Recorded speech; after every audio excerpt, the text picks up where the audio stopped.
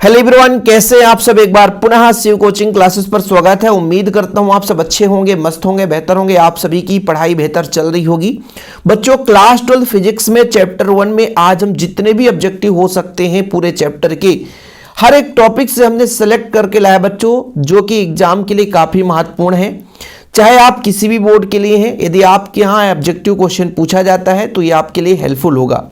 आज का ये मैराथन क्लास है, क्योंकि बच्चों यहां पर लगभग बहुविकल्पी आपके 50 क्वेश्चन होंगे, फिर रिक्त स्थान वाले क्वेश्चन, फिर सत्ता सत्य भी है बच्चों, सही जोड़ी, मतलब सारे क्वेश्चन आपके यहाँ पे सिलेक्टेड क्वेश्चन है, मतलब इस पे ऐड किया गया है। और अंत तक देखिएगा, आज थोड़ा सा लंबा वीडियो होगा, क्योंकि इसके बाद आपको कहीं भटकने की जरूरत नहीं होगी। हम जितना हो सकता है उतना कोशिश किए बच्चों, क्योंकि अभी आपका प्री बोर्ड एमपी बोर्ड में क्वेश्चन आया था, एक क्वेश्चन चैप्टर 1 से आया था, मैं आपको बताऊंगा। लेकिन हाँ बच्चों, एक चीज और है, जैसे मान लीजिए कोई बच्चा चाहता है कि सर फिजिक्स के टोटल 14 चैप्टर हैं, एमपी बोर्ड में 14 चैप्टर हैं, यूपी बोर्ड में 14 चैप्टर हैं, तो यदि पूरे चैप्टर के हमें ऑब्जेक्टिव चाहिए तो बच्चों आप लोगों को ये जो ऑब्जेक्टिव का प्राइस है वो 50 रुपए रखा गया है बच्चों, केवल 50 रुपए, ठीक है।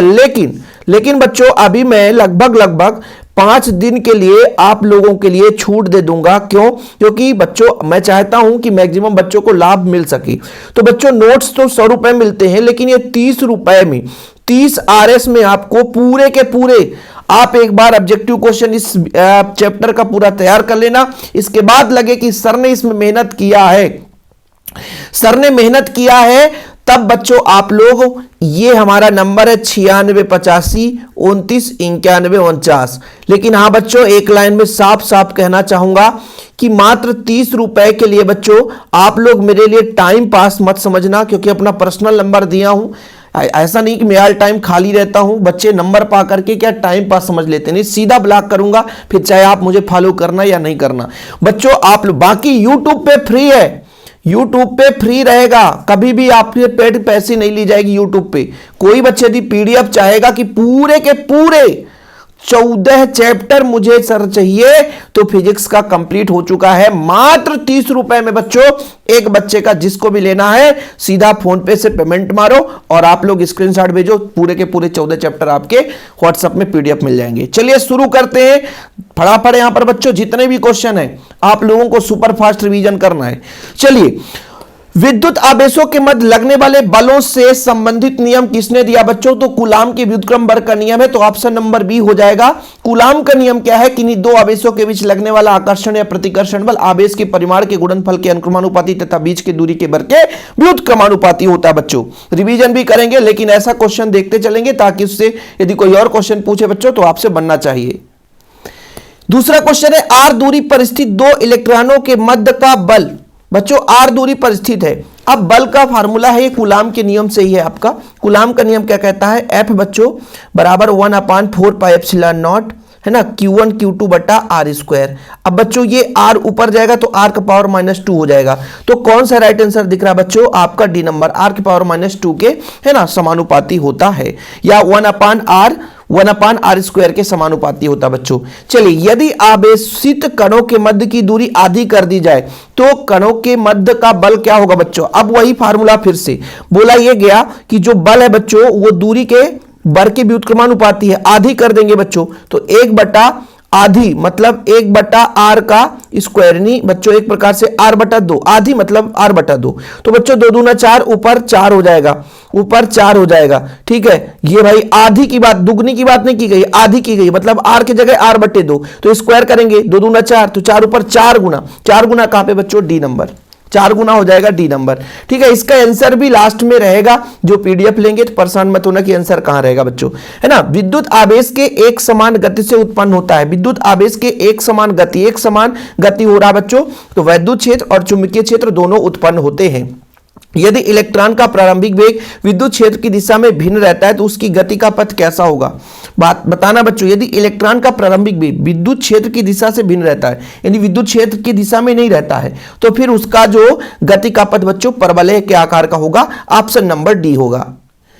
इसके बाद अगला क्वेश्चन, एक समान आवेशित गोलाकार चालक के भीतर वैद्युत क्षेत्र की तीव्रता कितना होता बच्चों? तो जब गोलीय चालक की बात करते हैं तो अंदर किसी प्रकार से कोई आवेश नहीं रहता, इसलिए वहां पर जो तीव्रता है बच्चों वो शून्य होगा। निम्नलिखित में कौन सा विद्युत क्षेत्र की तीव्रता का मात्रक है? विद्युत क्षेत्र क्या है बच्चों? एकांक आवेश पर लगने वाला बल आपका विद्युत क्षेत्र कहलाता है। एकांक आवेश पर लगने वाला बल विद्युत क्षेत्र कहलाता है। तो यहां पर आपको मात्रक देखना है, वोल्ट गुणे मीटर, वोल्ट गुणे जूल, वोल्ट बटा जूल या वोल्ट बटा मीटर। एक तो मात्रक ऐसे आप लोग समझो कि भाई E बराबर होता है आवेश पर लगने वाला बल, तो एक हो जाता है न्यूटन प्रति कूलाम। न्यूटन प्रति कूलाम बच्चों, न्यूटन प्रति कूलाम। लेकिन यहां पे आपका न्यूटन प्रति कूलाम नहीं दिया है, तब आप क्या करोगे?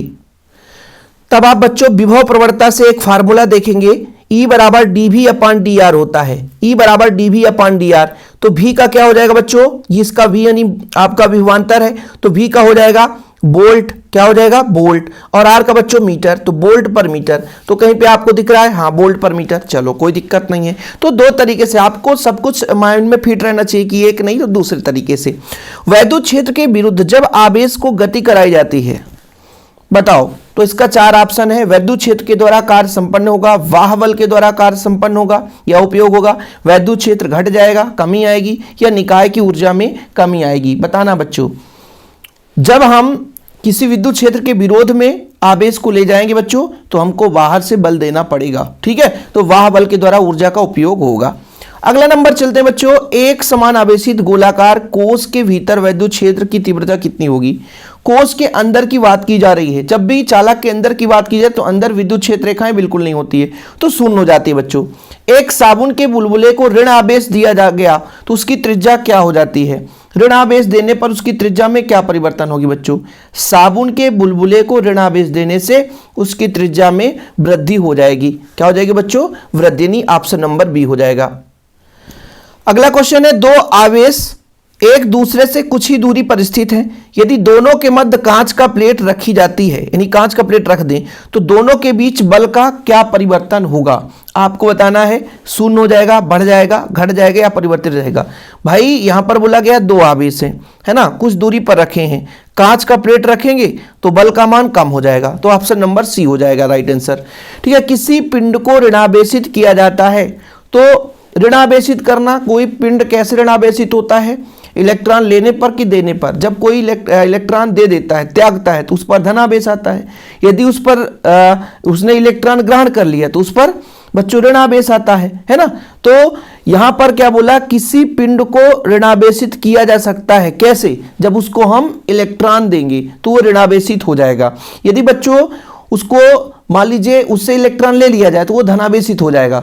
तो किसी भी परमाणु पर इलेक्ट्रॉन आ जाने से उस पर ऋणावेशित आ जाता है, यानी ऋण चिन्ह आ जाता है बच्चों। तो पिंड को इलेक्ट्रॉन देने से ऋणावेशित किया जा सकता है।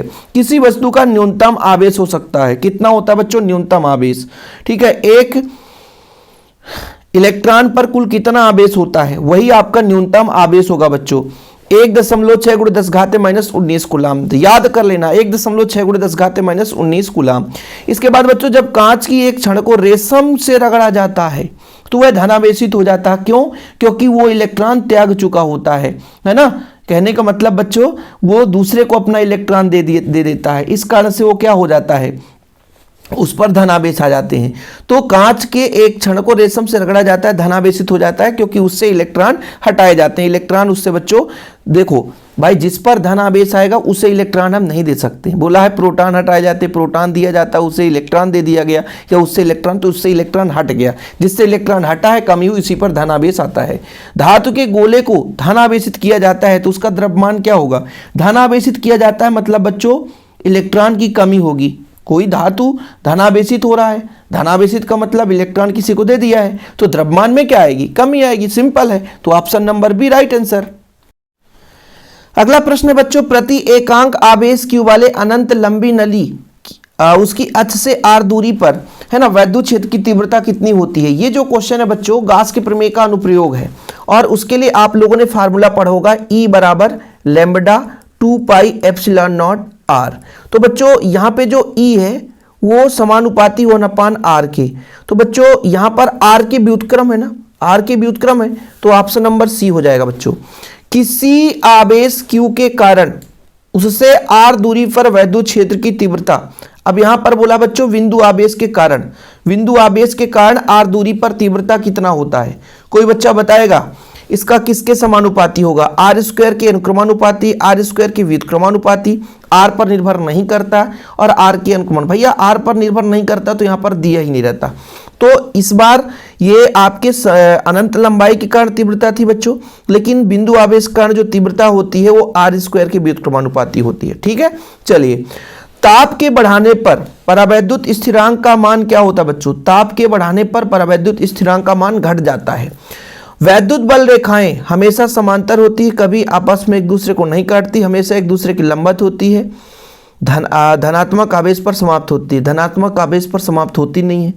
ठीक है बच्चों, यहां पर हमेशा एक दूसरे की लंबवत होती है, ऐसा भी नहीं है भाई, लंबवत हो नहीं सकती है, कभी एक दूसरे को नहीं काटती। ये बिल्कुल सही राइट आंसर है।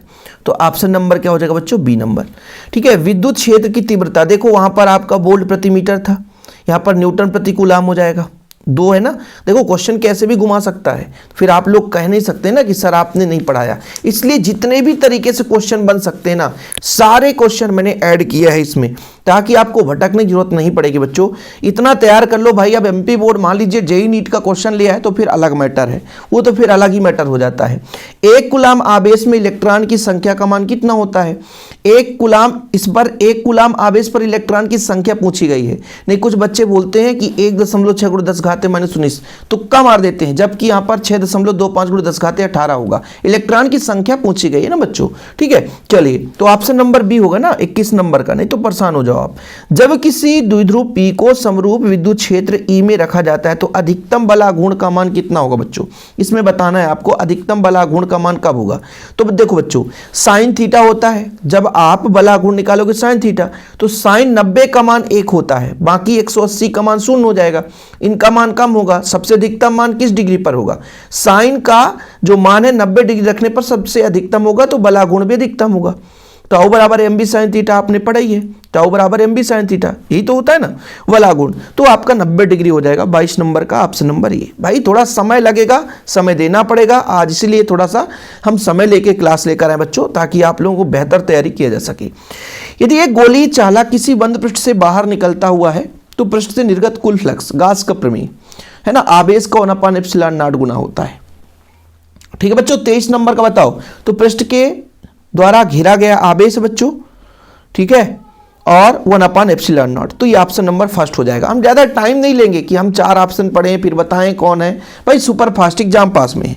जब कांच की छड़ को सिल्क से रगड़ा जाता है तो यह क्या करेगा बच्चों? बताओ 24 नंबर। ये आपका रिपीटेड क्वेश्चन है। तो कांच का छड़ जो है वो सिल्क को इलेक्ट्रॉन दे देगा, ठीक है, जिसके कारण कांच पर धनावेश आ जाता है। इसके बाद रिपीटेड क्वेश्चन, मूल आवेश का मान होता है 1.6 × 10⁻⁻19 कूलाम। एक प्रोटॉन पर न्यूनतम आवेश कितना हो सकता है बच्चों? चाहे प्रोटॉन करें चाहे इलेक्ट्रॉन करें, सब में आवेश का मान 1.6 × 10⁻⁻19 कूलाम होता है। क्वेश्चन का पैटर्न बदलने का तरीका अलग अलग हो सकता है, इसलिए हमने क्वेश्चन का पैटर्न बदल दिया है। बिंदु आवेश के कारण r दूरी पर विद्युत क्षेत्र की तीव्रता, अभी हमने बताया था ना। अब यहां पर देखो बच्चों, रूप बदल दिया है। वहां पर r² की व्युत्क्रमानुपाती था, तो व्युत्क्रमानुपाती मतलब यही तो होगा, बिंदु आवेश के कारण r² की व्युत्क्रम है ना, तीव्रता r² की व्युत्क्रम है, तो ऑप्शन नंबर बी हो जाएगा बच्चों। ठीक है, इसके बाद देखिए निर्वात का विद्युतशीलता ε0 का मान। लो भैया, वेरी वेरी इंपॉर्टेंट है, 8.85 × 10⁻12 कूलाम स्क्वायर प्रति न्यूटन मीटर स्क्वायर।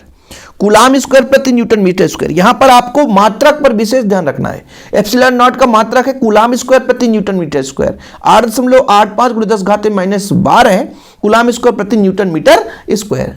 ओके बच्चों, चलिए आगे चले। द्विध्रुव आघूर्ण P वाले द्विध्रुव के कारण इसके केंद्र से r दूरी पर विद्युत क्षेत्र की तीव्रता E r पे किस तरीके से निर्भर होता है बच्चों? अब द्विध्रुव के कारण है, यहां पर इसके केंद्र से r दूरी पर मतलब अच्छी स्थिति पर, इसमें तो r3। जब हम बात करते हैं अच्छी निरक्षी की बच्चों, तो r3 के व्युत्क्रमानुपाती होता है, तो ऑप्शन नंबर डी हो जाएगा। आवेशित खोखले गोले के अंदर विद्युत क्षेत्र का मान, क्वेश्चन रिपीटेड है बच्चों, बढ़िया है। बोलो सर ऐसे क्वेश्चन तो हम जानते हैं, किसी चालक के अंदर शून्य होगा, चाहे आवेश की बात करें चाहे तीव्रता की बात करें।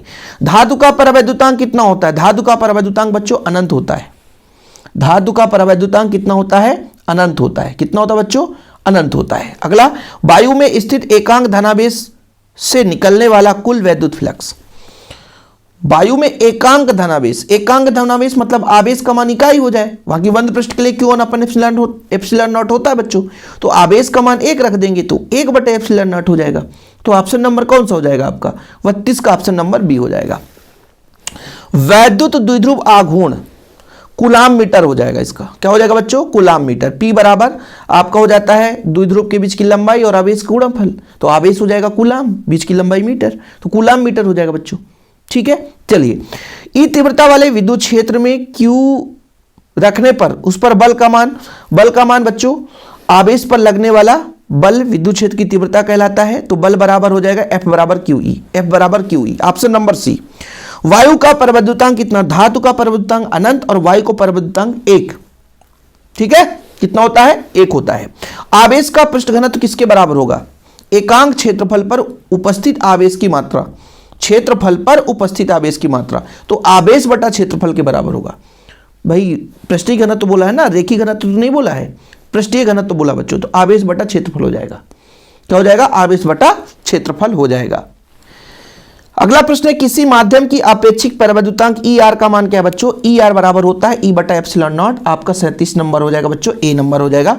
1/4 पाई एप्सिलॉन नॉट का मान कितना होता है? 9 × 10⁻⁹। अब बच्चों यहाँ पे मात्रक ध्यान रखना है, जो मात्रक गलत कर बैठता है उसका नंबर कट जाता है, न्यूटन मीटर स्क्वायर प्रति कूलाम स्क्वायर। ठीक है बच्चों, इसी से एप्सिलॉन नॉट का मात्रक आता है। एप्सिलॉन नॉट का होता है कूलाम स्क्वायर प्रति न्यूटन मीटर स्क्वायर, तो ये एप्सिलॉन नॉट व्युत्क्रम में बच्चों, इसलिए व्युत्क्रम हो जाता है। 9 × 10⁻9 न्यूटन मीटर स्क्वायर प्रति कूलाम स्क्वायर, इसका मान हो जाएगा।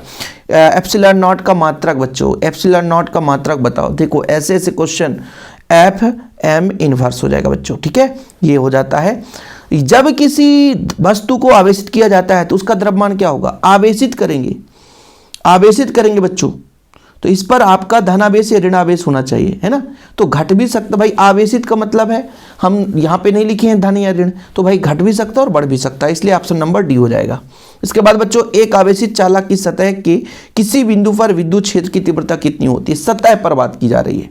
सतह पर बच्चों की तीव्रता 0 होती है, सतह की लंबवत होगी, सतह की स्पर्शी होगी, सतह के भाई लंबवत होती है, लंबवत होगा। ठीक है, कोई भी सतह है उस पर हम चाहे उसके विद्युत क्षेत्र की बात करें, चाहे उसके हम एरिया वेक्टर की बात करें, क्षेत्र सदिश की बात करें, दोनों लंबवत होते हैं।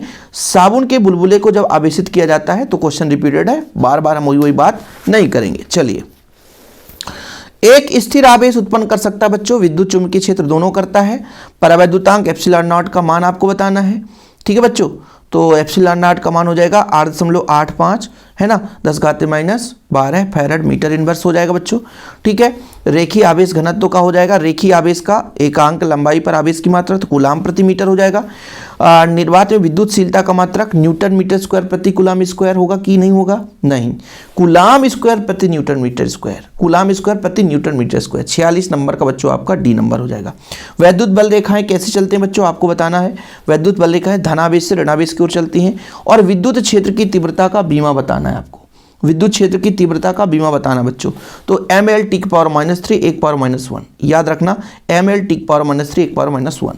तो ये हो गए बच्चों आपके 48 क्वेश्चन। अभी समय खत्म नहीं हुआ है ना, हमने आपसे वादा किया है लगभग 100 क्वेश्चन कराने वाले हैं, ऐसे थोड़ी ना जाएंगे। चलिए फटाफट आपको खाली स्थान बताना है बच्चों। एक पदार्थ में इलेक्ट्रॉन की कमी हो रही तो उस पर धनावेश आएगा, है ना। कौन सा आवेश आएगा? धनावेश आएगा, क्योंकि इलेक्ट्रॉन की कमी धनावेश, इलेक्ट्रॉन की अधिकता ऋणावेश। आवेशित गोली खोल के अंदर स्थित बिंदु पर विद्युत क्षेत्र 0 होता है, अंदर हो जाएगा बच्चों इसका। मूल आवेश का मान कितना होता है? 1.6 × 10⁻−19 कूलाम। विद्युत क्षेत्र का मात्रक बच्चों न्यूटन प्रति कूलाम। किसी वैद्युत द्विध्रुव पर नेट आवेश कितना होता है बच्चों? 0 होता है। क्या होता है? 0 होता है। किसी आदर्श वैद्युत द्विध्रुव का आवेश अनंत तथा आकार कैसा होता है? आकार बच्चों लगभग कोई आकार नहीं रहता है ना। आवेश अनंत, विद्युत द्विध्रुव का आवेश अनंत तथा आकार नगण्य होता है, नगण्य ना के बराबर। किसी विलगित निकाय का आवेश सदैव कैसा रहता है बच्चों? यहाँ पर संरक्षित रहता है। किसी विलगित निकाय का आवेश सदैव संरक्षित रहता है। किसी बंद पृष्ठ से गुजरने वाला संपूर्ण वैद्युत फ्लक्स उस बंद पृष्ठ के अंदर उपस्थित आवेश का 1/ε0 गुना होता है, 1/ε0 गुना होता है। एक समान विद्युत क्षेत्र में खींची गई स्पर्श रेखा परस्पर क्या होगी बच्चों, समांतर होगी, है ना, और समदूरस्थ भी रहती हैं, है ना। चलिए, एक समान विद्युत क्षेत्र में वैद्युत ध्रुव पर कार्य करने वाला बल युग्म टाउ बराबर पीई साइन थीटा, इसका सूत्र लिख लेना, टाउ बराबर पीई साइन थीटा।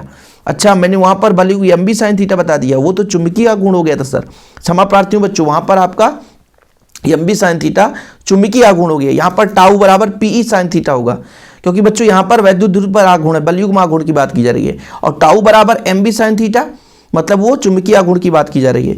दो सजातीय आवेश एक दूसरे को क्या करते हैं, प्रतिकर्षित करेंगे सर। आवेश का धारा गुणे समय मतलब ए और टी हो जाएगा। दो विजातीय आवेश एक दूसरे को आकर्षित करेंगे, विजातीय हैं अलग अलग तो आकर्षित करेंगे। विद्युत क्षेत्र की तीव्रता का SI मात्रक न्यूटन प्रति कूलम। वैद्युत क्षेत्र का बीमी सूत्र ml T power -3 1 power -1, last में अभी कराया था, ml टी पावर -3 1 पावर -1, ठीक है। एक आदर्श द्विध्रुव का आकार कैसा होता है, बिंदु सदृश होता है। कैसा होता है बच्चों, बिंदु सदृश होता है। दो बिंदु आवेश -q तथा +q दूरी L पर स्थित है, तो आघूर्ण कितना होगा, आघूर्ण कितना होगा बच्चों, L दूरी पर स्थित है, 2L दूरी पर नहीं, तो आघूर्ण होगा Q इंटू L। देखो आघूर्ण क्या होता है, Q इंटू 2L होता है बच्चों, Q इंटू 2L होता है आघूर्ण, लेकिन L दूरी है तो Q इंटू L हो जाएगा, ध्यान रखना, ठीक है। अगला नंबर देखो बच्चों, एक समान विद्युत क्षेत्र में द्विध्रुव आघूर्ण P पर लगाने पर बल अधिकतम बलाघूर्ण, तो मैंने बताया था अधिकतम बलाघूर्ण के लिए फार्मूला आपको ये देखना पड़ेगा बच्चों, पीई साइन थीटा, और ये 90 डिग्री हो जाए तो पीई साइन 90 और साइन 90 का मान 1 हो जाएगा, तो अधिकतम हो जाएगा पीई। कितना होगा बच्चों, पीई हो जाएगा। अगला प्रश्न बच्चों, वैद्युत द्विध्रुव आघूर्ण एक सदिश राशि है। कैसा बच्चों, सदिश राशि, ठीक है। SI पद्धति में विद्युतशीलता का मात्रक, विद्युतशीलता का मात्रक बच्चों बताना है, ठीक है। तो इसका मात्रक होता है विद्युतशीलता कूलाम स्क्वायर प्रति न्यूटन मीटर स्क्वायर, तो कई बार अभी बताया हूं ना, ठीक है। विद्युतशीलता का मात्रक क्या होता है, कूलाम स्क्वायर प्रति न्यूटन मीटर स्क्वायर बच्चों, क्या, कूलाम स्क्वायर प्रति न्यूटन मीटर स्क्वायर, ओके। चलिए आगे देखिए, कूलाम व्युत्क्रम बल के नियम केवल उस बिंदु आवेश के लिए सत्य होगा जो विराम अवस्था में रहते हैं। एकल ऋणावेश के लिए स्थिर विद्युत क्षेत्र रेखाएं कहां से शुरू होता है बच्चों, एकल ऋणावेश अनंत से शुरू होता है, ठीक है। एकल ऋणावेश के लिए अनंत से, क्योंकि भाई अनंत से ऋणावेश पे प्रवेश करता है। धातु का परावैद्युत अनंत होता है बच्चों।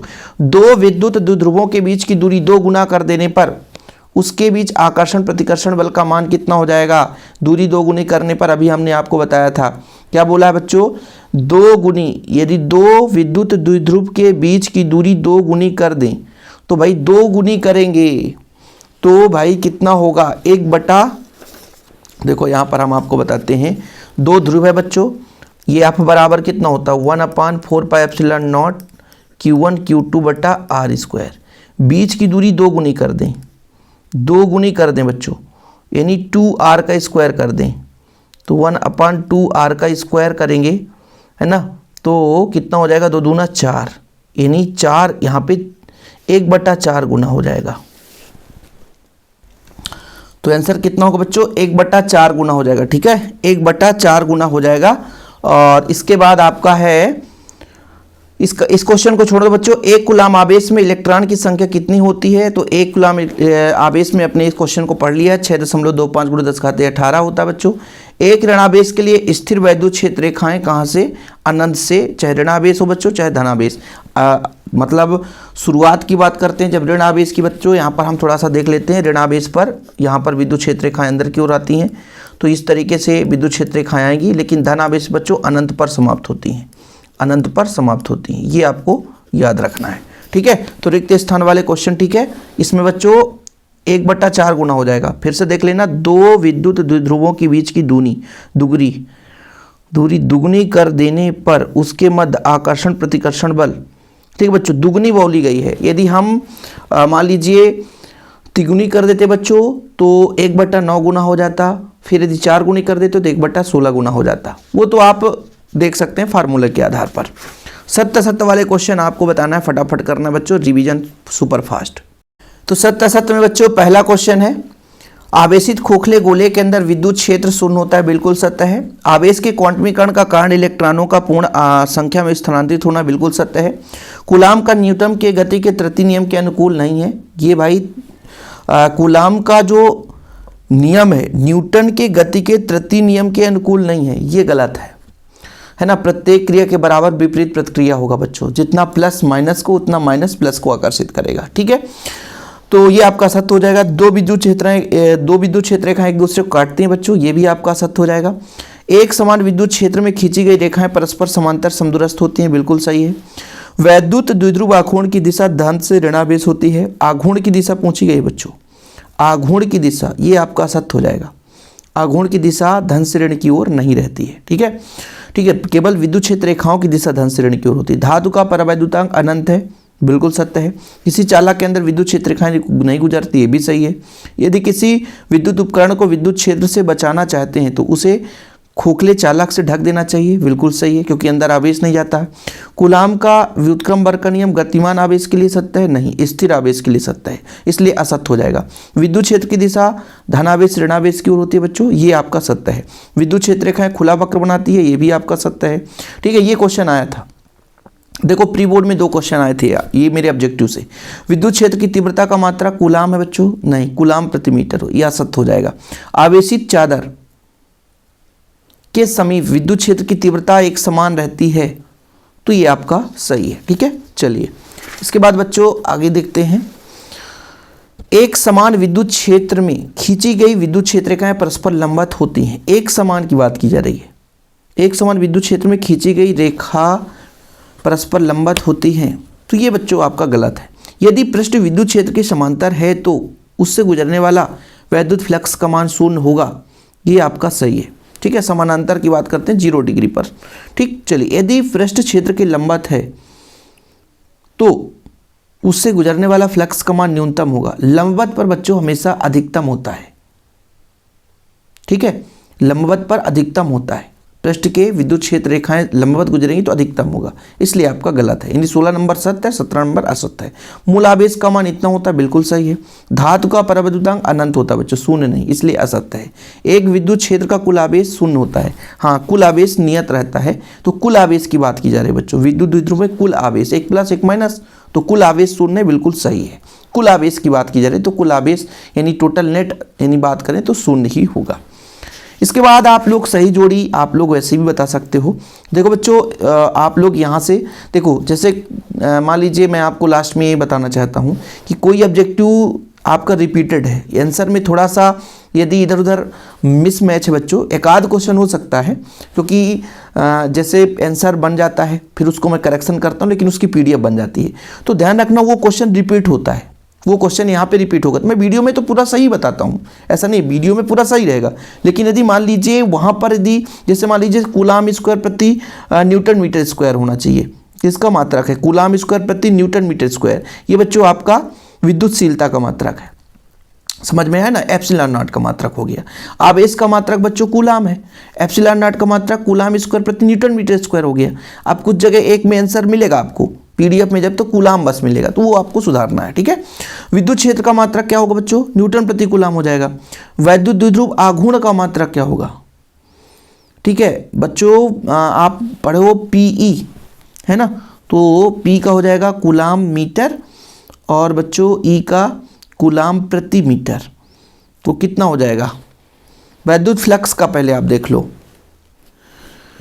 तो वैद्युत द्विध्रुव आघूर्ण का कूलाम मीटर हो जाएगा बच्चों, वैद्युत फ्लक्स का मात्रक न्यूटन मीटर स्क्वायर प्रति कूलाम, ये हो जाएगा वैद्युत फ्लक्स का न्यूटन मीटर स्क्वायर प्रति कूलाम। ठीक है, अब इनका जो मात्रक वगैरह है ना, सब फार्मूले से जनरेट हो जाता है, कुछ कठिन है नहीं, यदि फार्मूला आपसे बन रहा है तो जनरेट हो जाएगा।